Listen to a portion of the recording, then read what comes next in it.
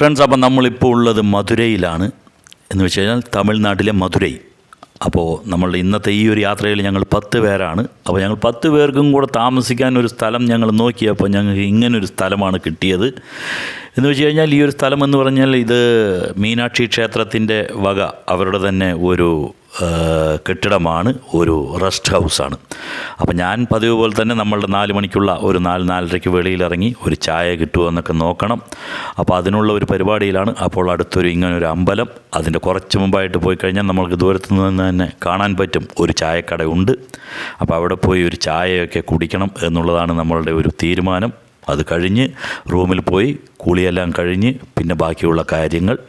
അപ്പോൾ നമ്മൾ രാത്രി വരുമ്പോൾ ഒരുപാട് വൈകി, ഒരു 1-1:30 ആയപ്പോഴാണ് ഈ ഒരു റെസ്റ്റ് ഹൗസിൽ എത്തുന്നതും. നമ്മളുടെ റൂം പക്ഷേ നേരത്തെ നമ്മൾ ഫോൺ ചെയ്ത് പറഞ്ഞിരുന്നു 10 പേർക്കുള്ള ഒരു ഡോർമെറ്ററി സംവിധാനമാണ്. പക്ഷേ വളരെ ഹൈജീനിക്കായിട്ടുള്ള, വളരെ നീറ്റ് ആൻഡ് ക്ലീൻ ആയിട്ടുള്ള ടോയ്ലറ്റുകളും ആ ഒരു ഡോർമെറ്ററി സംവിധാനം, ബെഡുകളും കാര്യങ്ങളും ഒക്കെ അടിപൊളിയായിരുന്നു.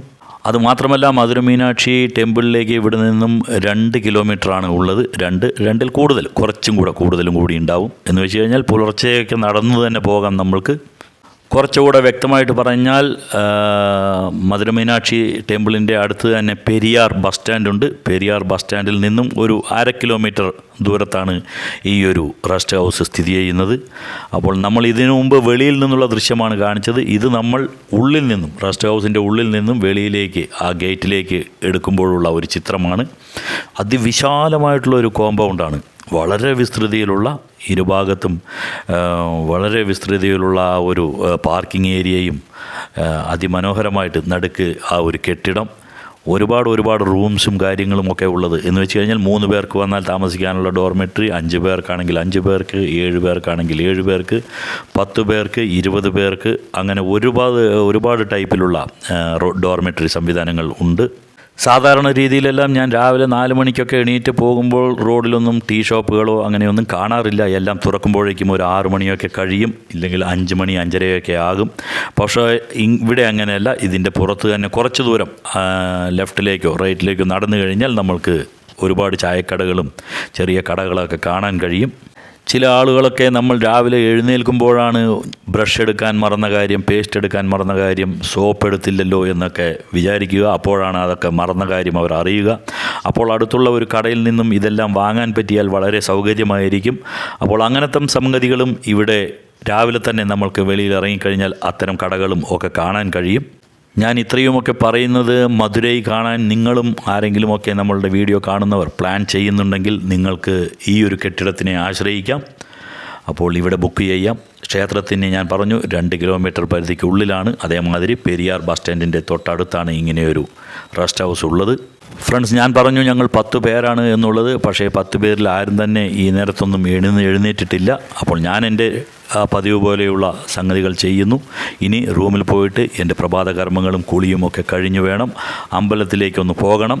ഈ കെട്ടിടത്തിൻ്റെ സൈഡിൽ നിന്നുള്ള ദൃശ്യങ്ങളാണ്. നമുക്കിത് നോക്കുമ്പോഴേ അറിയാം എത്ര വലിയ ഒരു ഏരിയയിലാണ് ഇത് സ്ഥിതി ചെയ്യുന്നതെന്ന്. മുഴുവനൊന്നും നടക്കാൻ പറ്റില്ല, കാരണം അത്രത്തോളം ദൂരമുണ്ട്.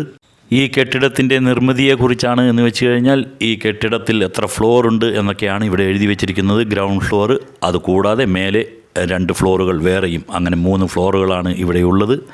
നമ്മൾക്കിനി ഇതിൻ്റെ ഉൾവശം ഒന്ന് കാണാം. പലരും ഡോർമെറ്ററി സംവിധാനം എന്നൊക്കെ പറയുമ്പോൾ നെറ്റി ചുളിക്കാറുണ്ട്. ഞാനും അങ്ങനെ തന്നെയായിരുന്നു. ഇതുവരെ ഞാൻ ഡോർമെറ്ററി അങ്ങനെ ഒരു ഇതിൽ താമസിച്ചിട്ടില്ല. ഒരിക്കൽ താമസിച്ച ഒരു അനുഭവം എന്ന് പറയുന്നത് നമ്മളുടെ എറണാകുളത്തുള്ള ഒരു മെട്രോ സ്റ്റേഷൻ്റെ, ആലുവ മെട്രോ സ്റ്റേഷനിലുള്ള ആ ഒരു ഡോർമെറ്ററിയിലാണ് നമ്മൾ പോയിട്ടുള്ളത്.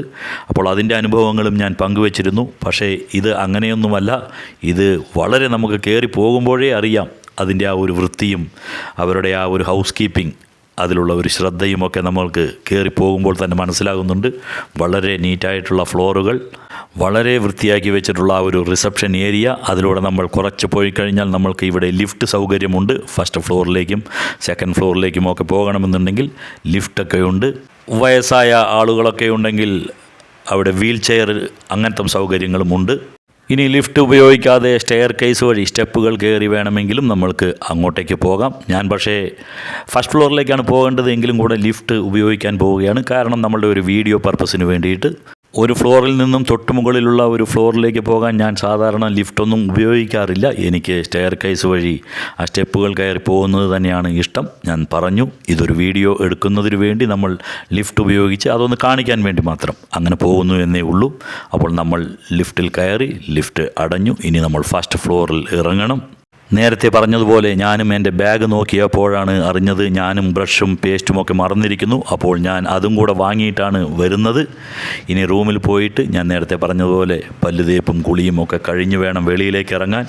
206 എന്നുള്ളതാണ് നമ്മളുടെ റൂം നമ്പർ. 10 പേർക്ക് താമസിക്കാവുന്ന ഒരു ഡോർമെട്രി.